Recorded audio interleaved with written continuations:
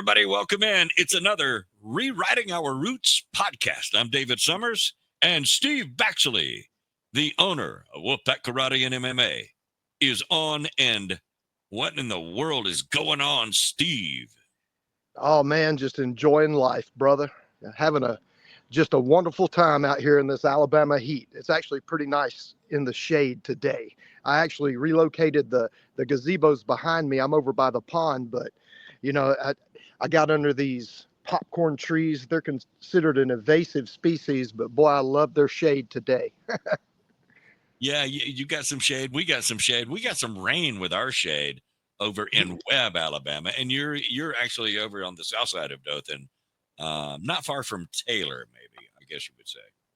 That's correct. And there's a thundercloud over to my left. It looks like it's moving on, so we're good to go.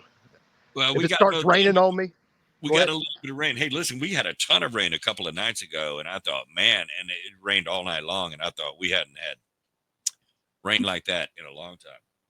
Hey, so what's going on? What do you want to talk about today? Oh, we got a lot to talk about, man. I kind of have an idea. We're going into some crazy times right now, as far as our reality is changing so rapidly. And somebody say, "Oh, Steve, you talking about reality changing? That ain't possible." No, it's crazy how bizarre reality is right now. If you're nose sitting in the legacy media, if you're nose sitting in mainstream media, if you're paying attention to what's being put out, through independent podcasters like you and I, if you go on those, these aren't like rabbit holes into conspiracy theory. I'm not talking about that. I'm talking about legitimate scientists and what they're saying right now, and what they're the subjects that they're talking about and willing to talk about that has been taboo subjects for years because, you're tinfoil hat wearing weirdos. But nah, man, these are mainstream Nobel Prize winning scientists that are, talking about what they call UAPs, which is a UFO that we've been talking about for years. And man, they're talking about beings from other dimensions and stuff like that. I'm not saying that. The scientists are, man. There's a conversation online between a scientist and a congressman, and he's talking about 4 different species of the interdimensional or something. And that's not me. I'm just saying that's one example I'm giving you about our reality right now is getting a little bizarre. We if you're a religious person, like really religious, then you think right now that probably it's the apocalypse, man, the end times, I mean, it looks like it, doesn't it? There's Israel and, the wars and, it's scary looking. It looks like, you have one of the top guys in the world is in physics, Eric Weinstein, talking about this is World War III. That's his opinion. That's what he's saying. Oh, Jesus. You know what I mean? And he's not the only person saying that. They're saying that the shots have been fired, for, the beginning of World War III, man. And it's not going to look like the other wars, like World War I and World War II, trench warfare type and tanks. It's a whole new advanced, crazy, cyber attacks and, all the, what I'm saying? It's just something that we can't imagine, it hasn't happened before. So when you hear very smart people way above my pay grade talking about these things and believing it's upon us, man, that can either be scary or you got to go, man, I believe we're going to make it. There's always somebody makes it. I'm going to be the one that makes it. You know what I mean? I'm going to be optimistic. I'm going to try to change my environment, change my community, and maybe we can change the world that way. That's what Rewriting the Roots is about. This reality changing so rapidly that we can't keep up with it. Consciousness can't keep up with technology right now. And that's one of the biggest fears. That's one of the existential threats we have is AI gets so smart, and human consciousness, the quality of the human consciousness, the people are still at the level of wanting to kill each other with tanks and bombs. And now they got AI, now they got a super weapon, and they're malevolent. They're going to try to hurt us with it. They're going to make autonomous robots that go and kill human beings or something, and they turn them loose on the people that they consider their enemy, and each one of those every time that one of those AI drones or robots, I mean, I'm talking about a future type war that we're actually seeing, because if you're paying attention, not to mainstream media, but what's happening, like in the Ukraine, the way they're using the drones, and the way, I mean, that technology is here with barbaric mindsets. Does that make sense? We have that Yeah. Yeah. crazy high tech technology, and the AI is getting exponentially smarter every day. You know what I mean? And if we have bad programmers making that AI malevolent, and because they are, last I mentioned, they're barbaric in their thinking, they don't love my children like they love their own. They see us as the enemy, or vice versa. We've been programmed by mainstream media, or by, the legacy media, to believe in these, that we have to go fight the enemy for our freedom, and it's really just about getting rid of old weapons, so that they can sell new weapons. The it's like they planned the war, and then I heard the guy from Google, I can't claim this as mine, a guy from Google, CEO from Google, real smart guy, warning about AI. And, he was, oh man, I lost my train of thought when I was saying that. He was talking about, well, he mentioned that about the bad human programming, and AI being used for malevolent, reasons. And I forget where I was going to go with that. And sorry about that, folks. I do that from time to time. But on the same subject, that's these are existential threats that are in our reality that wasn't here before. And it actually could turn into something beneficial if we're not, if we could get everybody to loving your neighbor like Jesus told us to do. And me, I'm not religious, but I like to use the religion that I grew up on, to teach, because everybody understands what I'm saying. But most people don't understand. If we don't start loving our neighbor, how important it is to follow Jesus's message right now, or the whatever prophet you follow in the world religion, that focus on the love part, man. If your religion is talking about we got to go kill our enemy, and we got to go get on a crusade to go kill somebody, you are really a fanatic now. You're radical. You're a zealot. You're if you see the TV show The Chosen, you're the zealot, you're the assassin that's killing the other people because they're our enemies, because they don't believe in God like we do, or they're oppressing us. That whole loving your neighbor, what does that mean? Love your neighbor like yourself. You're not going to go hurt yourself or your child. You see what I mean? And you shouldn't want to hurt anybody else's child or them. Even people that think I'm their enemy, I'm not anybody's enemy. Nobody's enemy. I've forgiven every human being on the planet that's ever done anything to me.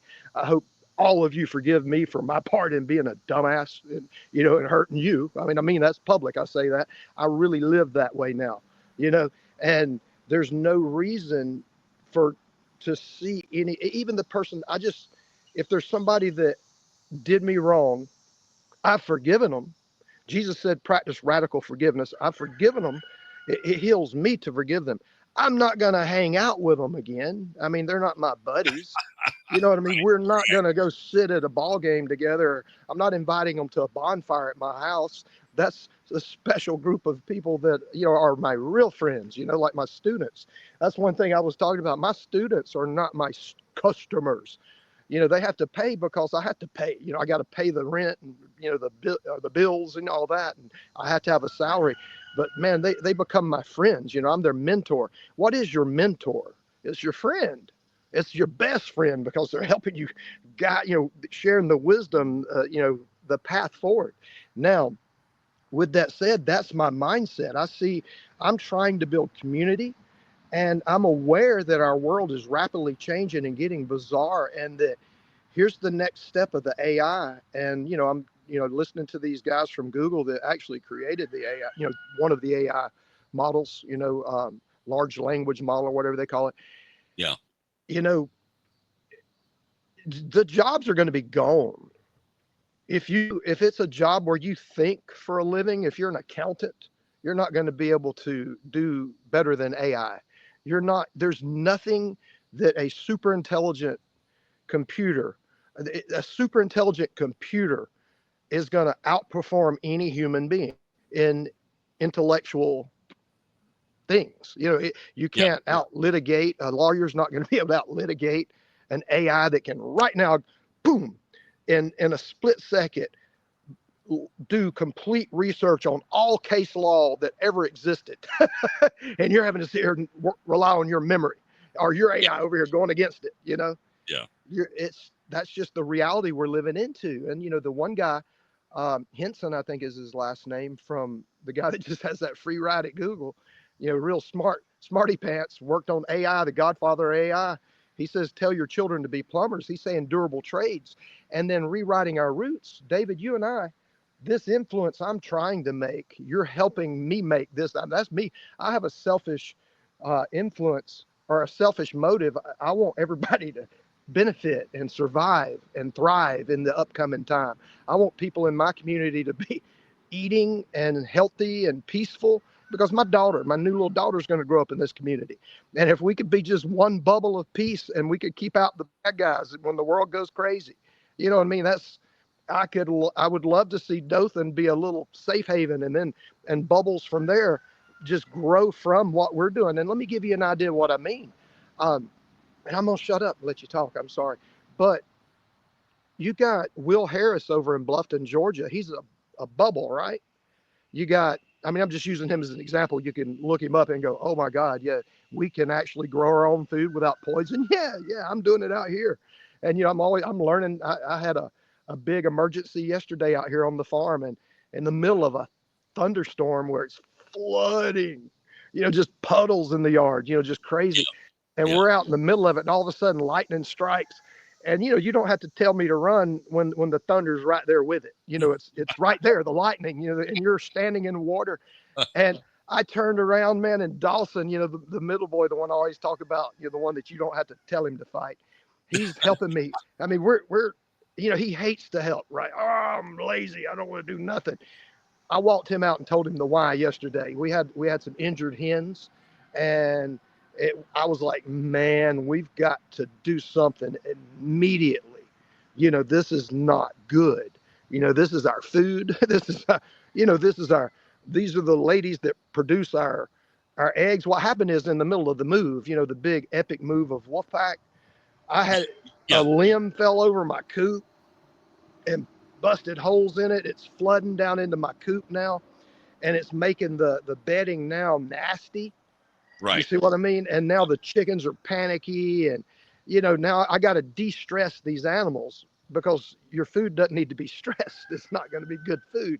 Right. That's why the food we buy at the store is so they haven't been treated well, factory farmed, and they're stressed. But anyhow, we're out in the middle of it, and the lightning pops, and right with the thunder. So that means, oh my God, I turn around and just start running. And I'm running out of my new coop, which has a pipe at the bottom. It catches my toe. I fall. And of course, Dawson's already ran. He's faster than me, man. He had already ran from the other coop to my coop, about to pass me. So he's catching me as I'm falling, and he starts laughing. And I just roll, man, like a ninja. And I'm back on my feet. Because like my daddy said, or my brother-in-law said about my daddy, it would have killed a lesser man. I got 0 injuries, but it kind of hurt my toe because I hit the pipe, but it's just a minor bruise. But I rolled over, and I didn't stop moving, man, because I was getting out of that lightning. Me and Dawson both. You didn't have to tell. Our DNA screamed at us, said, nope. That's one of them we run from. That's a survive, do the next right thing, and it's not stay in an electrical storm. But anyhow, that was in the middle. That's what farming entails. I mean, that's what shepherding entails. If you're going to I'm not, when I say I'm a farmer, I'm not a farmer. I don't bust the ground. I don't do any tilling. I do radically traditional farming. And I do that because that's the healthiest way. It's the way we farmed it. Like Will Harris's daughter said, it's one step above hunter-gatherer. You know what I mean? It's healthy. And, that's what I'm doing out here. I'm not growing. We're going to have a greenhouse. My wife's making me turn this other building into a greenhouse. She wants to grow herbs and, just medicinal stuff. I mean, everything she's into that green witch stuff. You know what I mean?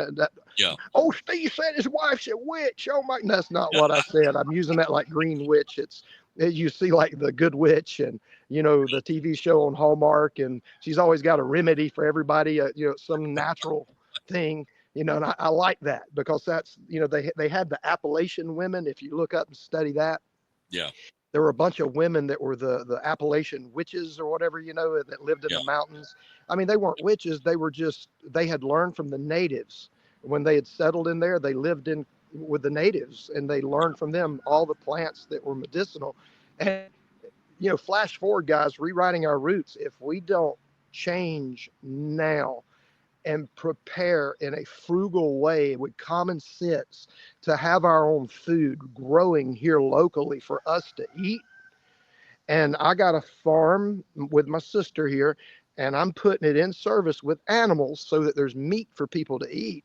And, and the more of us that do it before everybody loses their jobs, and people just think that's not going to happen. You know what I mean? There, when I say everybody in the AI community says that's going to happen, Yeah. every one of them says it's, and it's not going to be like, see, I'm sounding the alarm right now. I'm Paul Revere because I know that everybody's got their head in Fox News or CNN. I know they do. I know it because, see, I'm not talking about I'm not saying, have you seen that list with all them perverts from that island? That's not what I'm talking about. I know those corrupt elite human beings are terrible, man. Just to want to be that obscenely rich. They just, and have that power. Those people scare me. That's the kings and queens of the past, isn't it? You know what I mean? Yeah. Yeah, they don't take care of the peasants, man. The peasants got to keep consuming. They want us to keep buying it. They want to keep the wars and all the crazy bad going on so that they take our tax money. They're just, and they're taking our tax money, and they're making more bombs and bullets and bad medicine, and it's all of it. They own the media, man. And, just, oh my God, I heard, what's his name? George Carlin. Yeah. Yeah. Hey, man, I heard him on a rant where there was a guy, and it was, I don't know who the interviewer was. It was an old video, young George Carlin, younger, and the Yeah. guy goes, none of that's true. He goes, none of that's true. The stuff he goes, and George just starts rattling it off, just like George can. And the guy's trying to talk over him. He just keeps talking over the guy.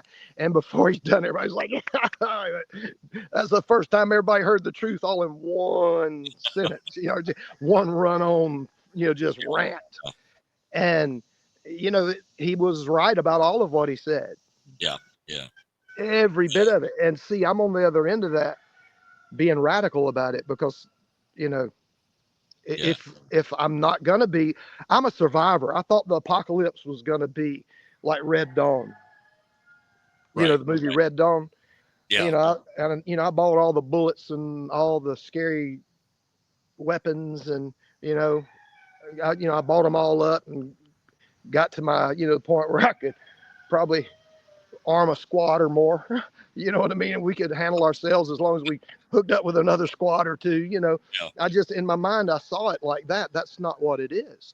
It's slow, man. It's methodic. It's all the old institutions that we trusted in, the church, the government, the school system, all of it, the universities, they're all imploding.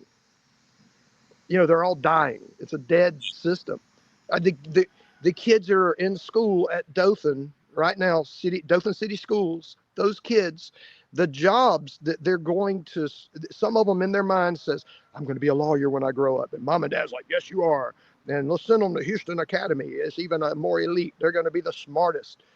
The AI is going to have those jobs, man. AI is going to have those jobs. It's a broken system. And, we're, religion got so divided and got us so far away from spirituality, and nobody even does it right. That TV show, The Chosen, you go in there, you can see who you are. Most everybody's a Pharisee. Most everybody is that practices religion. There's a handful of disciples running around out there. Let me give you a good disciple. I'm going to call him that. I know he is. Oh, Slade's Heating and Cooling. That's Tim Reeves' son-in-law. That joker is a good human being. He is a righteous human being. He's got a 5-star review online because somebody would feel they were a jerk to give him a bad review. That dude is so honest and so righteous, and he's a preacher. And I hit him the other day with a bunch of stuff. I said, now you got a lot of material you can take back to your church, man. I'm trying to spread it. We are going into a bizarre reality where everything that I've rattled off on my rant here, like George Carlin, I've rattled off what's really happening, man. Your kids aren't going to have jobs. Your kids, what do they need to do? Learn how to do something that has human connection. That's what everybody's saying. That's true. I'm teaching people martial arts. Is a robot AI going to be able to do that better than me? Maybe one day, But right now, to get Sensei Steve and Jake, I think we're pretty secure. The problem is the people that can afford to pay for it. I may have to go down on prices. You know what I mean? And larger numbers. And I'm just going to bank on everybody needs to learn how to fight worse because they're in the middle of a dystopian type future that we're living into for us, possibly as human beings, because everything that we hold dear and true is imploding, and we're seeing a corrupt government. It's like, which one of our politicians is not corrupt? I can vouch for an AC guy. You see what I mean? I can vouch for my friend Paul Miller that died. He was a righteous man. My uncle Jerome, that was 50 years a deacon, and that doesn't make him a good man. There's many a deacon run off with the preacher's wife, or the preacher run off with the deacon's wife. Let's just be truthful.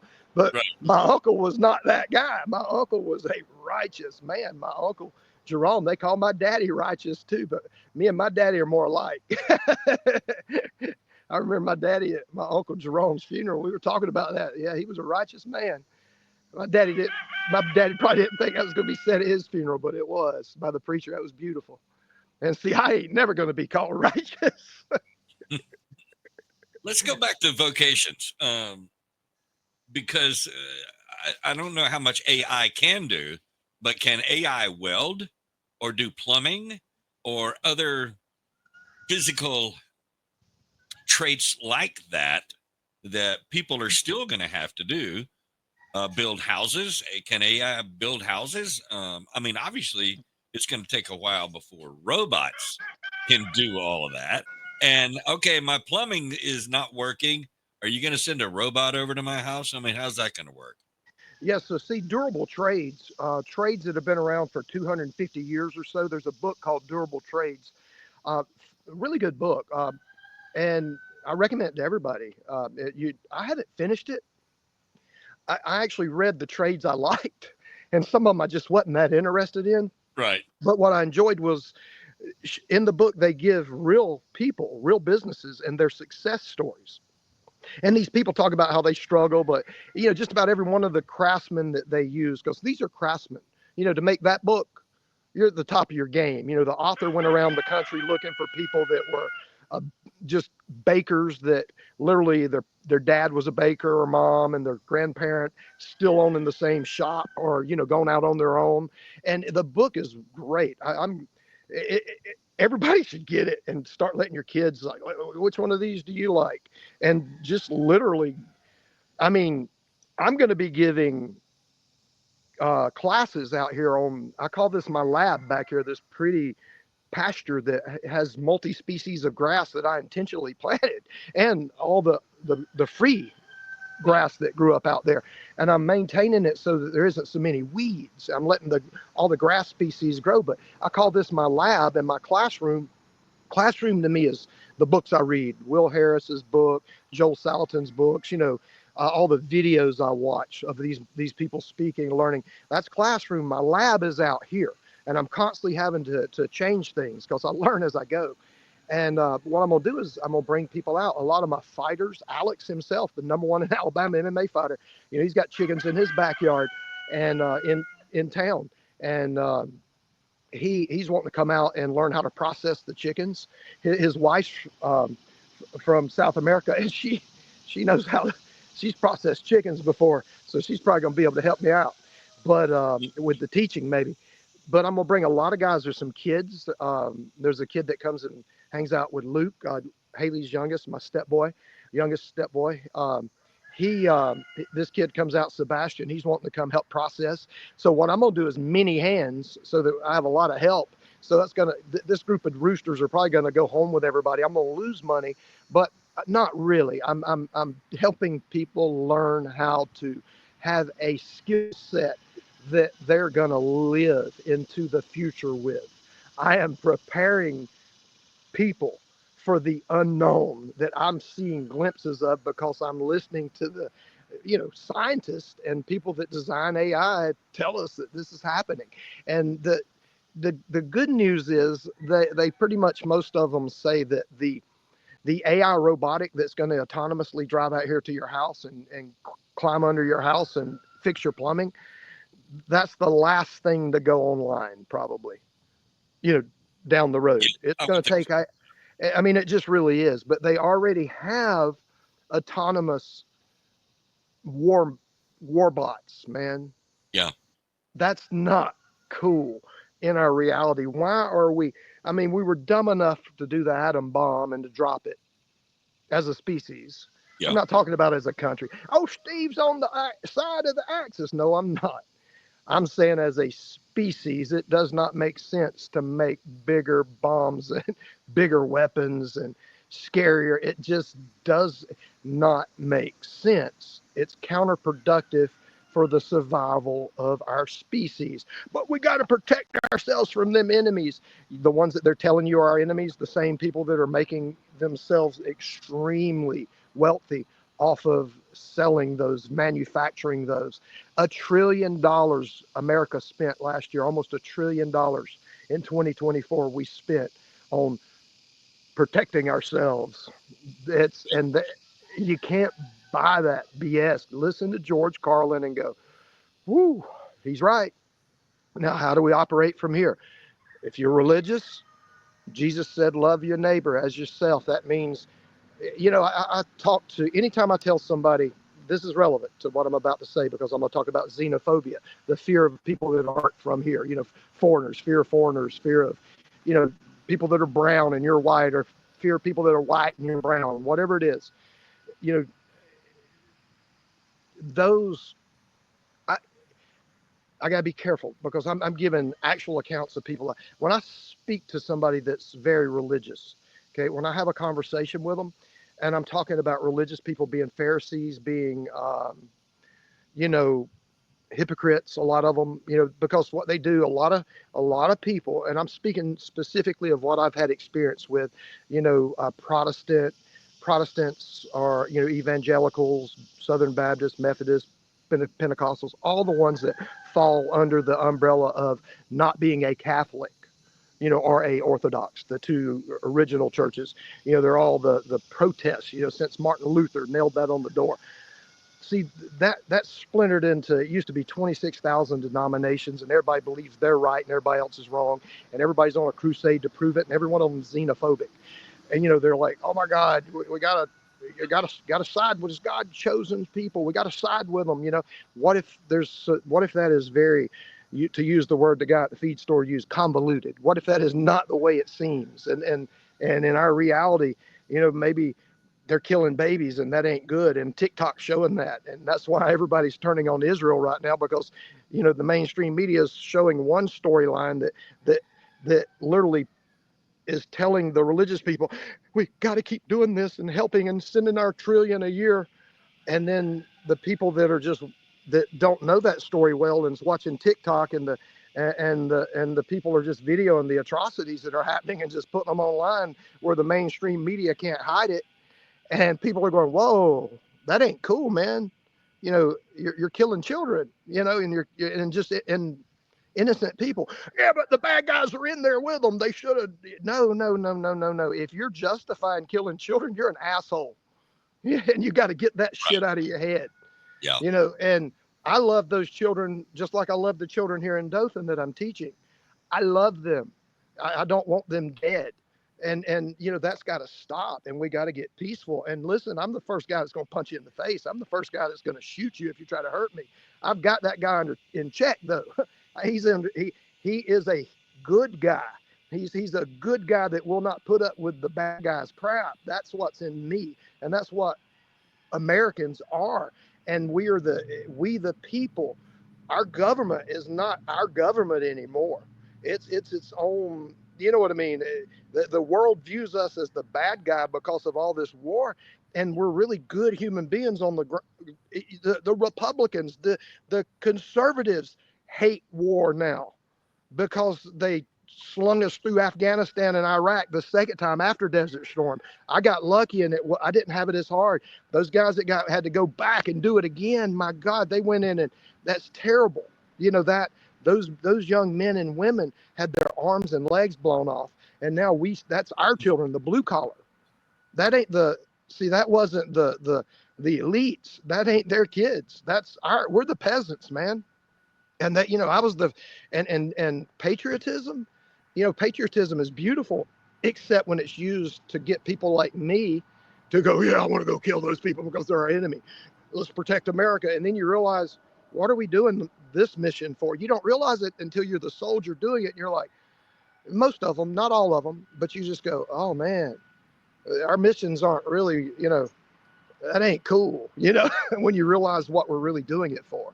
Yeah. We shouldn't be warring with each other, man, on this planet. We live on the same planet. Are there bad guys in the world that need to be taken out? Yeah, probably. Yeah. I mean, they're called psychopaths, right? They end up being serial killers. When they end up in charge, they become tyrants. What was Hitler was a mass serial killer, wasn't he? Of course. See, so when a psychopath gets control and power, man, and I'm very optimistic with everything I've just said. I'm still optimistic because I believe in the goodness of human beings. When I moved my dojo, good people stepped in and helped me do it. And that reminds me, I didn't finish that. When I tell Christians, specifically the Protestants that I'm talking about here, when I tell them that a lot of Christians, or most Christians that I encounter, are more like a Pharisee. And what I mean by that is they go and join the club, whichever club that is. And when I say club, I mean whichever denomination. 26,000 denominations. Back in the 2000s, there was 26,000 registered legal denominations around the world, however you call it. And that group of people, they walk down the aisle one day because they felt bad about some bad stuff they had done or whatever, and they want forgiveness for that. And I'm not saying this is everybody. There are saints that come out. There are true disciples. So that's what Slade is. Slade's a real disciple. You know what I mean? He's a good human that's following the lesson of Jesus. He's doing it right. Most people go up to the front of the church, confess to the church. That's the little, they do it all different ways. They say the sinner's prayer. That's one of the things. I think Billy Graham made that popular. See what I mean? These are things that are just kind of added in. Oh, we started doing this back when Billy Graham, I'm being serious. And so you go up, you say the prayer with the preacher, you turn around, look at the audience, and you say, I'm one of y'all now, I'm forgiven.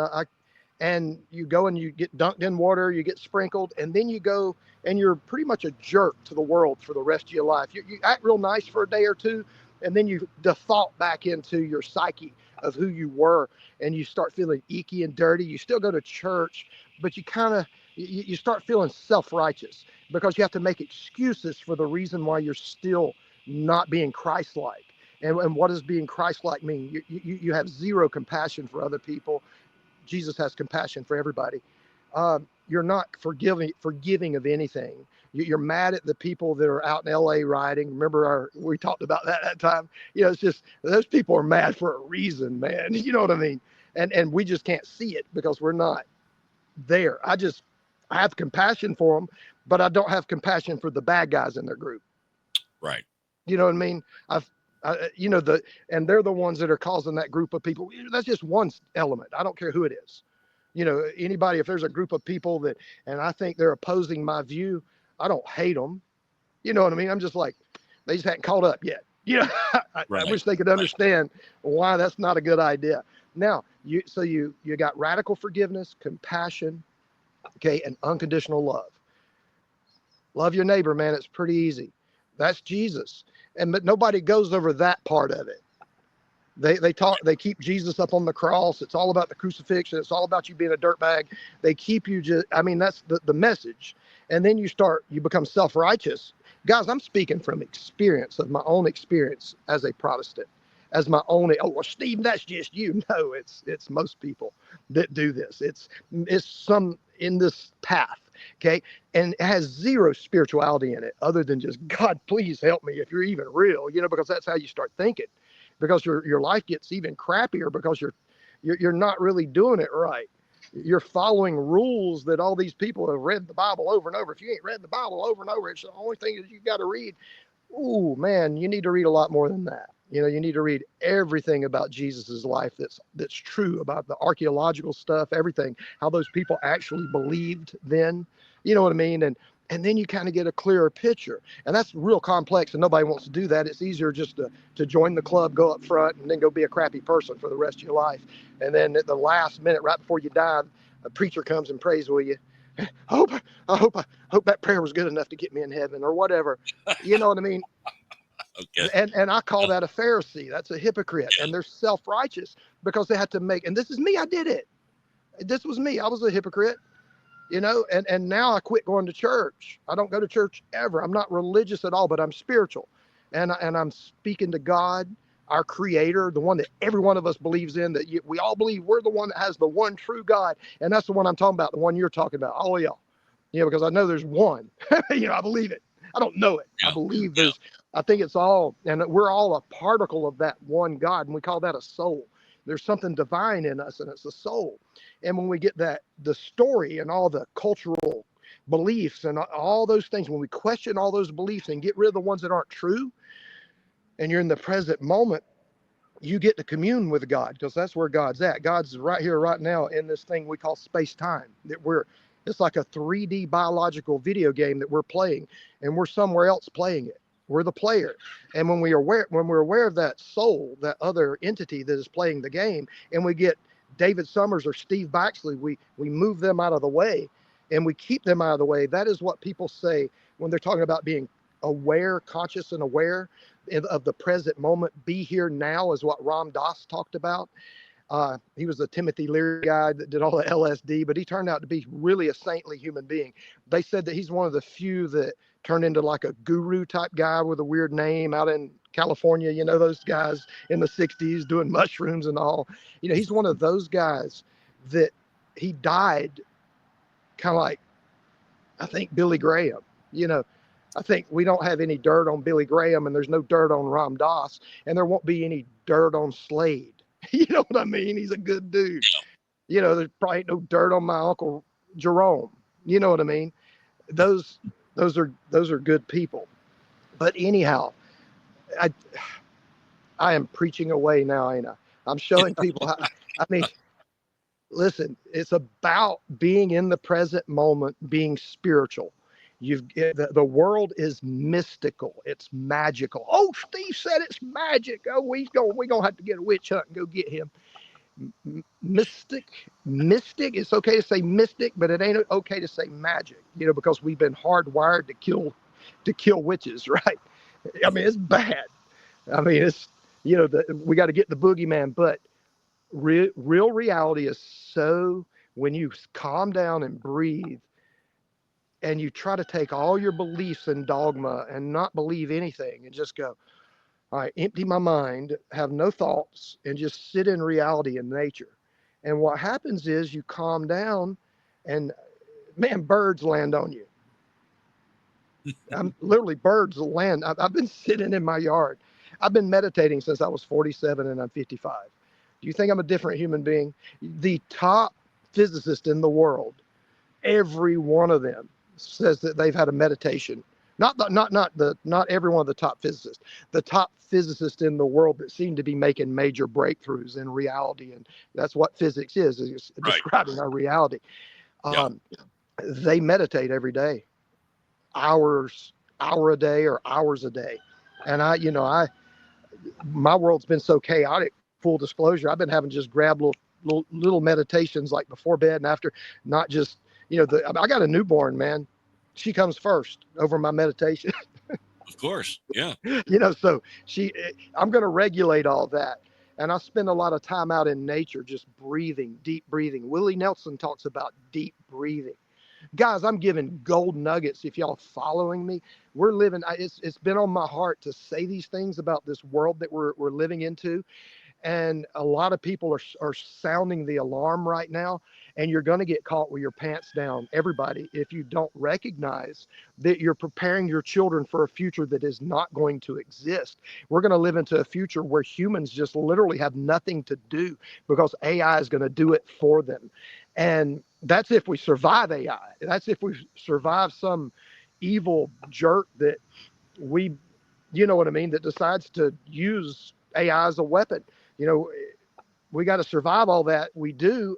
We're going to be, you know, there are people talking about universal basic income. And, you know, oh, Steve's saying we're going to be socialist. I'm not saying that. I'm saying that's one option for all the people that are starving. We're already doing it with welfare in this country, right? We already give people EBT cards. And, you know, I get WIC because of the baby, you know what I mean? And I'm grateful for it, you know? And, I mean, it's not going to be a jump, you know, and they're just not going to call it universal basic income.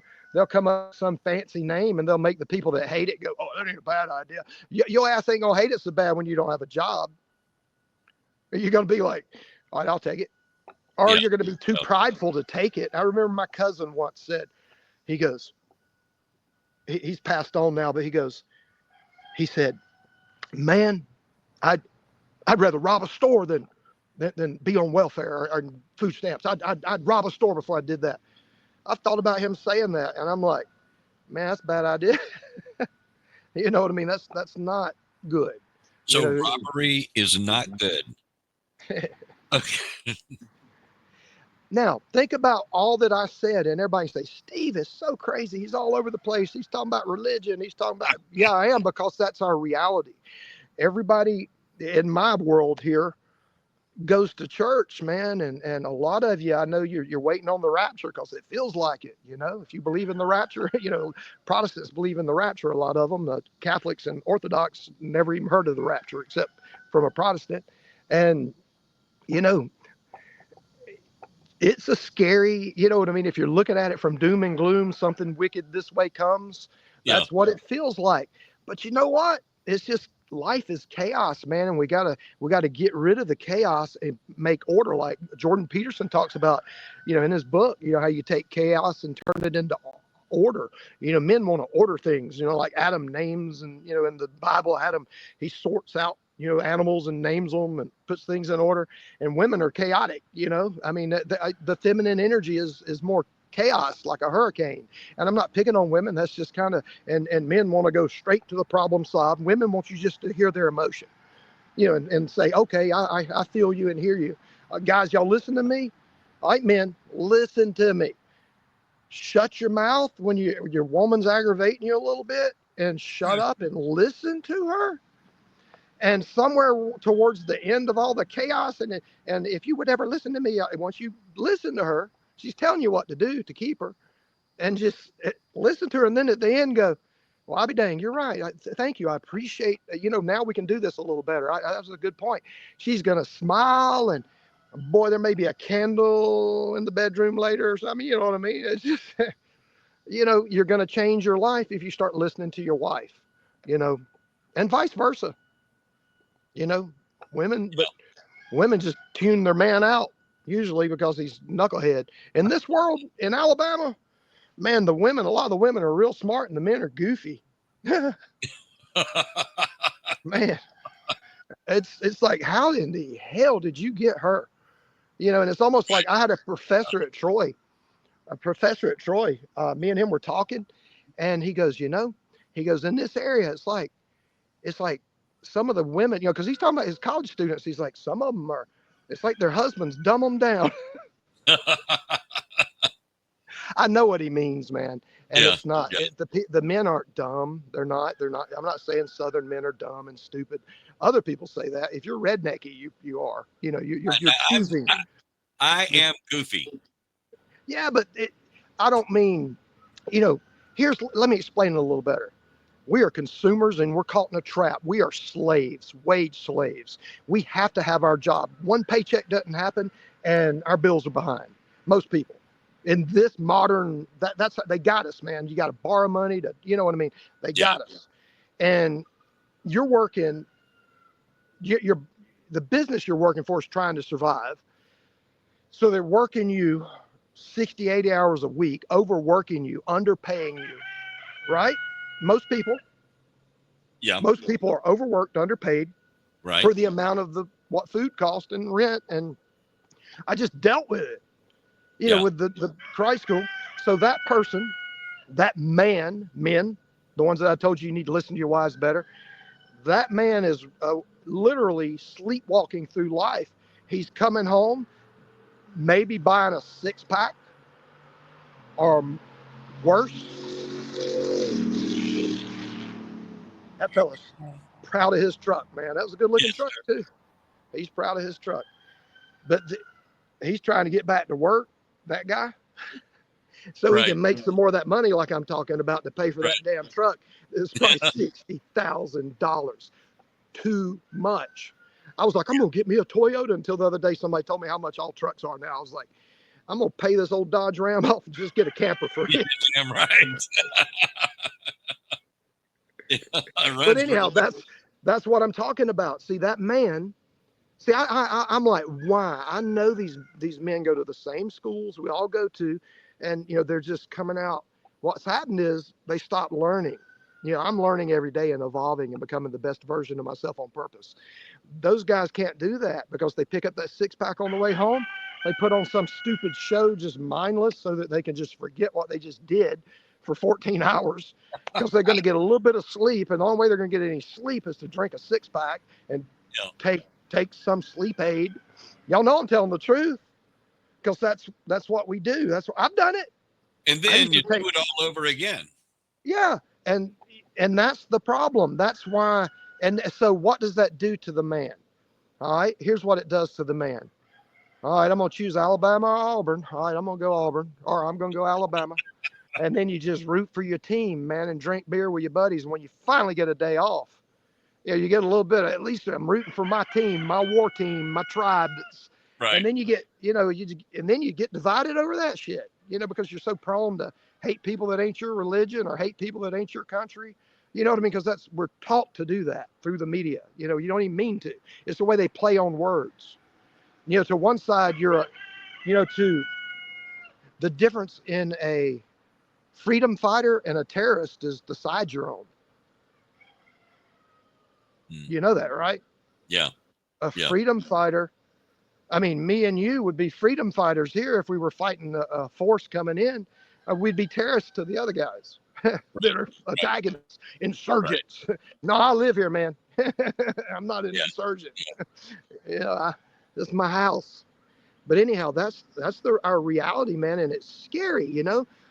And you know, if we can make a bubble of peace, but you know that, like that peace through strength, but meaning, you know, our community's strong because we remember our roots, and you know, people like me are going to give classes on processing animals, and I'm going to be selling summer chickens, and I'm going to be selling breasts, man. And breasts are the French birds that they're $50 to $100 for a dozen fertilized eggs for you to hatch out, mailed to your house from places like AmericanBreast.com. And the French are real snooty. You can't call them breasts. You have to call them American breasts once they're here, because you know the French, it's supposed to be the chicken of royalty, of, you know, it's supposed to be really good chicken.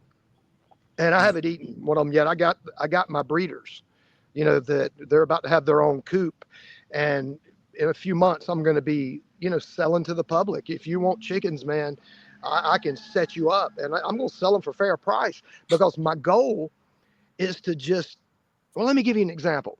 We just created a new competition team at the dojo, and we've invited a lot of the best students to the competition team. And in gymnastics and other sports, and I don't blame them for this, if you're going to do more, they charge you more, right? You know, I mean, okay, now you're not just a regular gymnast.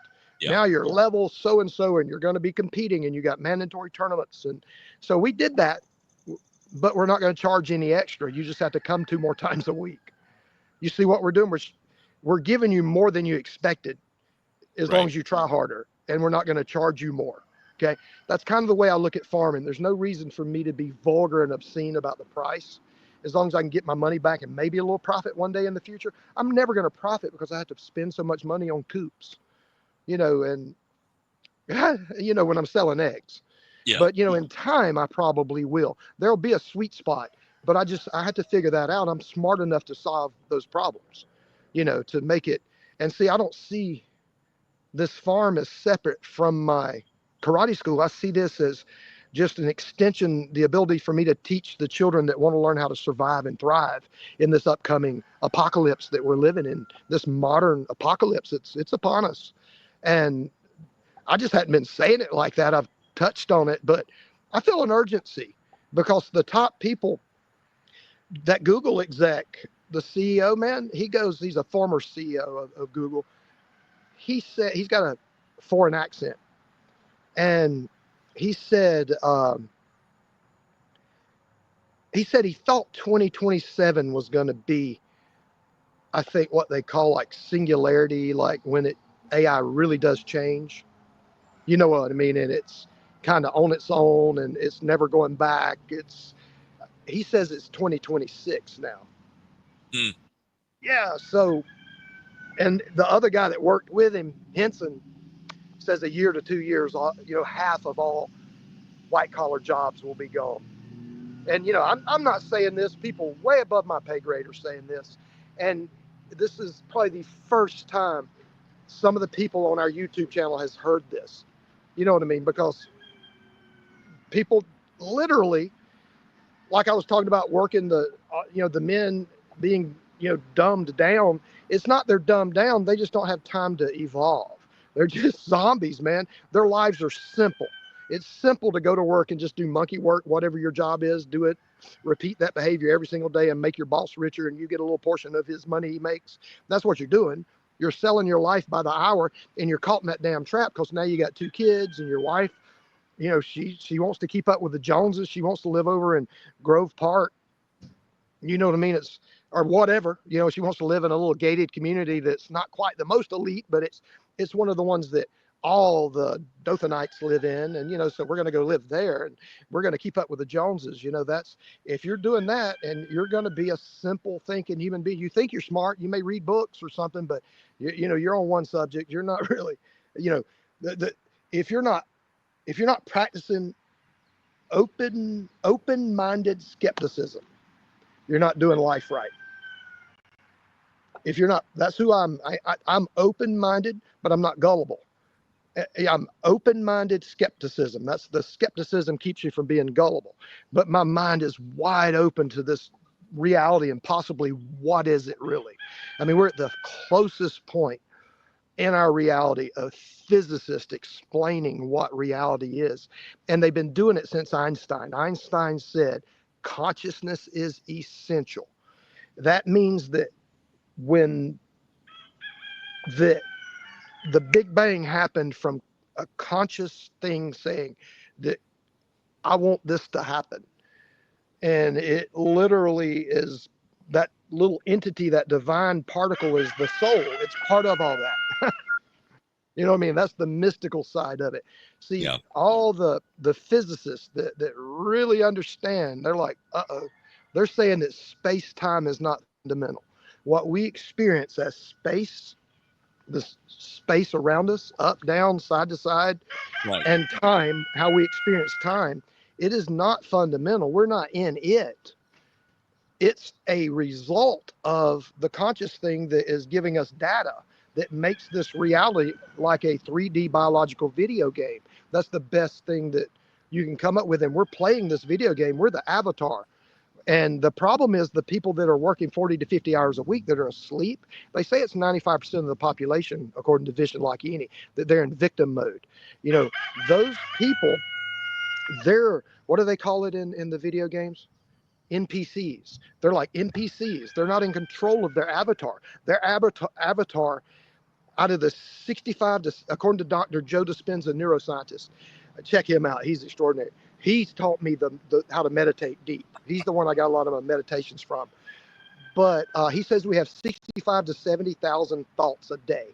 Every 7 seconds, a new thought's popping up, and we're making thoughts happen. 65 to 70,000 subconscious and conscious thoughts a day, right? We're just having them. We're not thinking about them, they're just happening. And out of those, 90 to 95% of those thoughts are the same thoughts we had yesterday, the day before, the day before, the day before. You're on autopilot. That's the 95% of the population. Right. So you're living a very simple life. So you're not really even challenging your wife. Your wife's going to college. You know what I mean? And she's Yeah. trying to better herself. She's going to be a nurse practitioner or whatever. Now she's having to take some kind of, microbiology, and she's a real smarty pants, but she's having to hang out. You are the sum total of the 5 people you hang out with. And if your husband's your biggest influence and he's just a real simple fellow, just trying to do a little monkey work every day and show back up, drink a beer, watch Alabama or Auburn, you're not going to evolve much. And let's go to church. And now you know what I mean? You're adding a layer of possibly xenophobia. If you are a Christian or a religious person and you're supposed to love your neighbor and love other people, you love them all, but the ones that don't believe like me, because I don't believe in them, but I don't think they're good people, because here's the how you segue into your self-righteousness, your Pharisee-like ways. People, everybody, this is how we all do it. I've done it. I'm speaking from experience. Okay.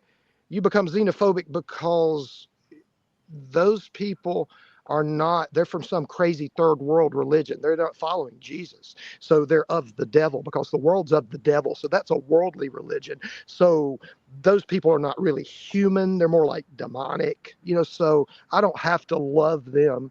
I only have to love the Christians and Jesus.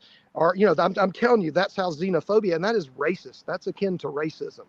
That is a racist thinking. Even, no, that self-righteousness that's self-righteousness. That's how you justify being a bad person, but you think you're good.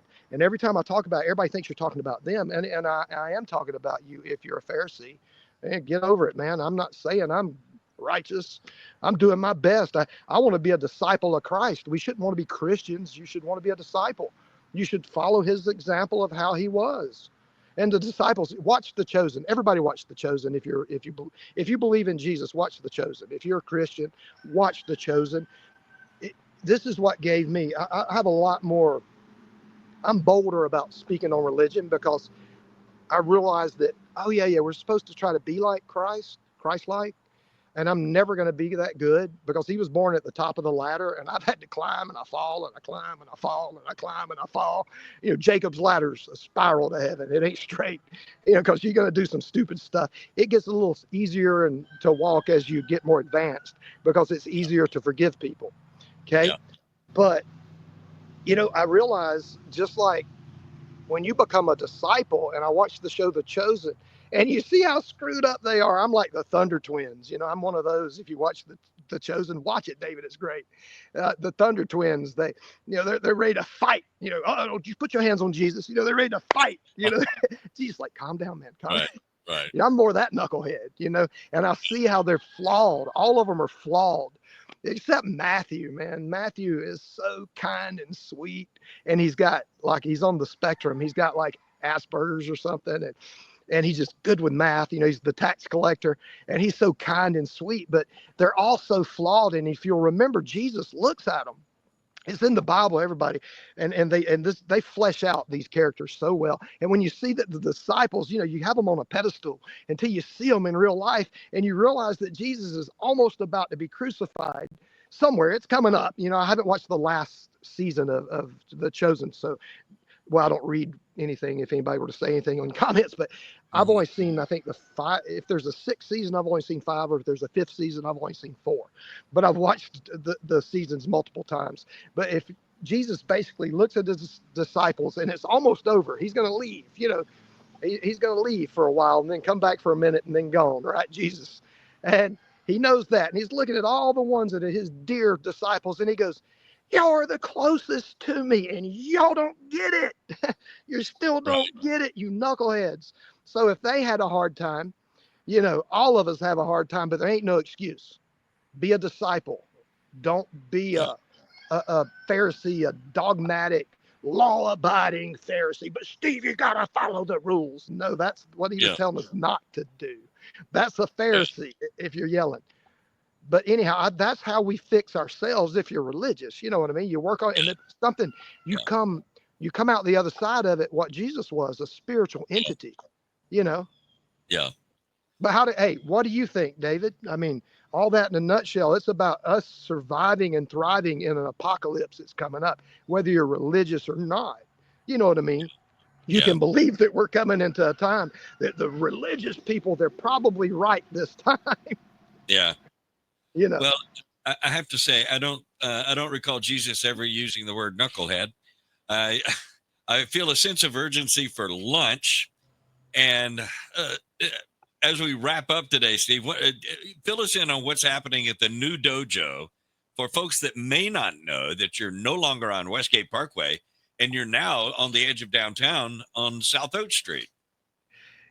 Man, the best classes ever. You know, I feel at home. I feel alive, man. You know, I have been, I told you in the last podcast, the world has not been able to get 100% of me. Right. I just did not have the energy to give our reality, our world 100% till now. And I mean, just like today, the weasel in me, okay, you know, I couldn't find my glasses, so I knew I was going to be at a deficit. You hadn't sent me the link to do the podcast. I'm like, oh, David, forget the podcast this day. I guess I could, you know, I got to work on the coop. I guess we could cancel. Yeah, I don't have my glasses. It's going to be hard. And then I said, nah, you know, I got some things to say and I need to say it, you know, because I really feel that we need to sound the alarm. And I'm talking to religious people because I want you to be in reality with me and understand that you're probably right this time. It may not be a rapture, but it's probably the apocalypse. And we're all going to be in this together. And the tribulations are upon us. I mean, and the rapture didn't happen. You know what I mean? We're feeling the scariness, you know, and it's here. And we just can't even, you need to open your mind, everybody. You need to open your mind and look at your reality and go, okay, am I believing the truth or am I believing some sort of a distorted lie?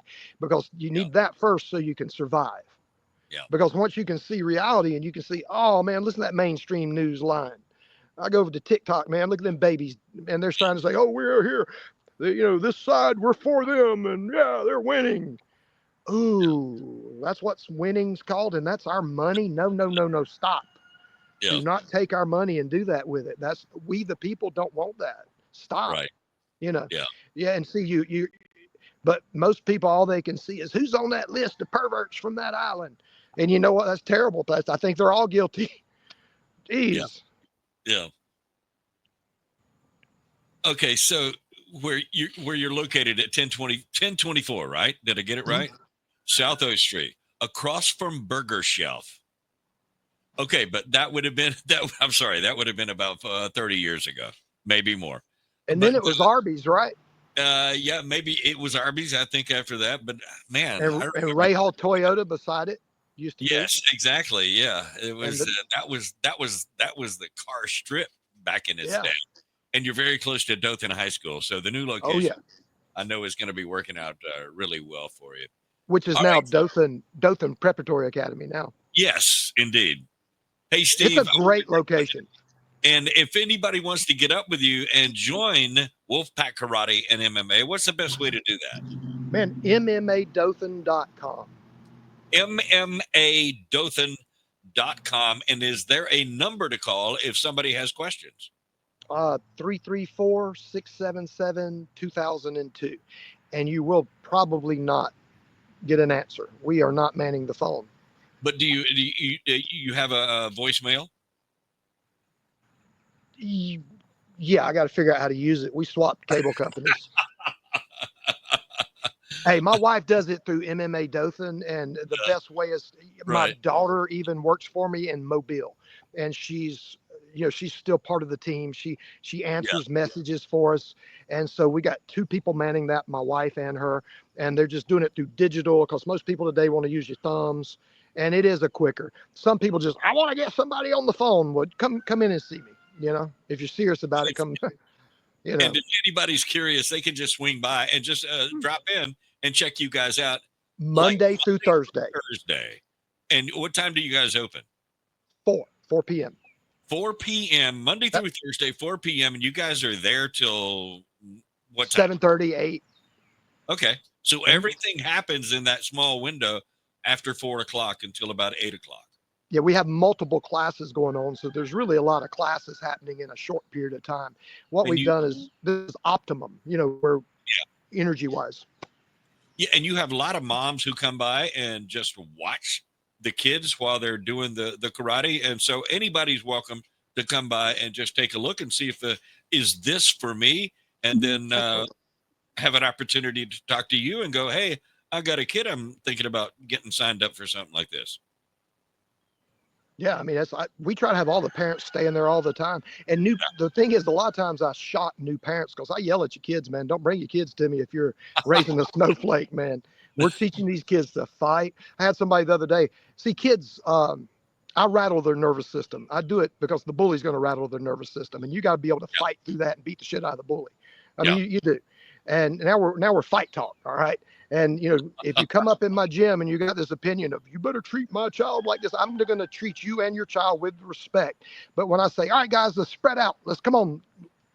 I say, make a space where one human can fit between each of you. And this is what kids do now because they're staring at screens. It's a disorder. They go,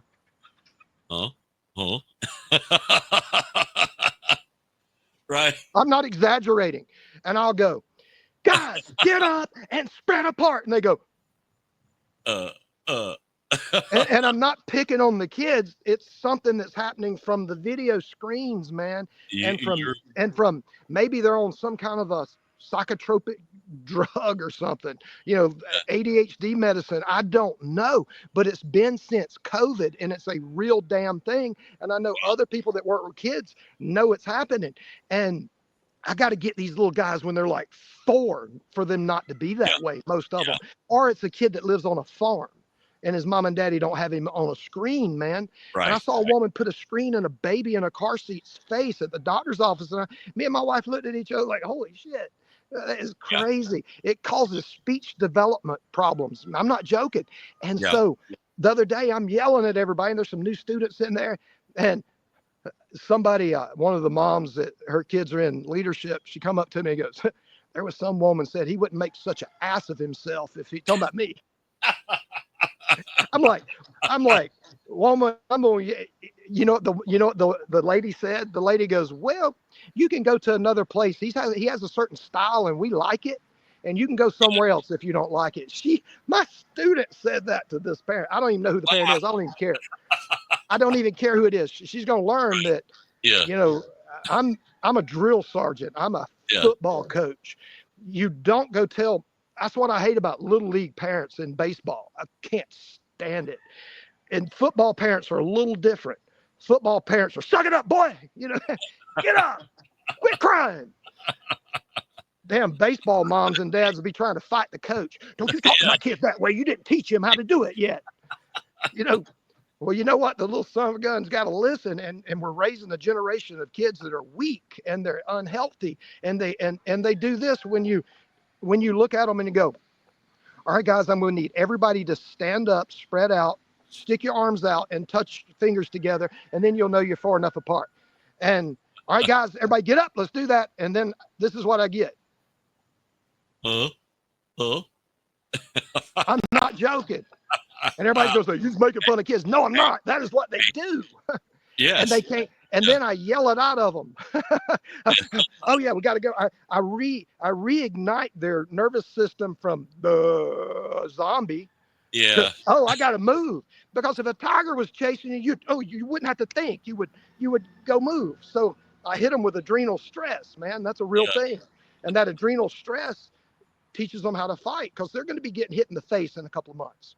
Yeah. You know what I mean? Yeah. So you need to understand where you're at. And we used to not let kids hit each other in the face. We used to just we weren't doing hardcore sparring. That was kind of the industry standard. Right. And it turned into McDojos. It turned into just a bunch of money for martial arts, and the kids can't fight. You know what I mean? They're getting their butt kicked at school. Yeah. But they're walking around with a false sense of security like a paper, they're paper tigers. "Rah!" Yeah, you know. And so, after COVID, man, we started, even before COVID, we were teaching them to be tougher. And then after, I'm talking about kids, adults always had the choice to go get in the cage, but kids. And now we just like, kids hit each other in football, man, in kindergarten, That's how it goes. And look, my kids are tougher now, at the dojo, they can fight. All right. So, Mom and Dad, if you need the kids reignited, Steve is the guy to see at Wolfpack Karate and MMA, 1024 South Oak Street near Dothan Preparatory Academy. He's Steve. I'm David Summers. We'll see you next time. Thanks, Steve. Thank you, brother.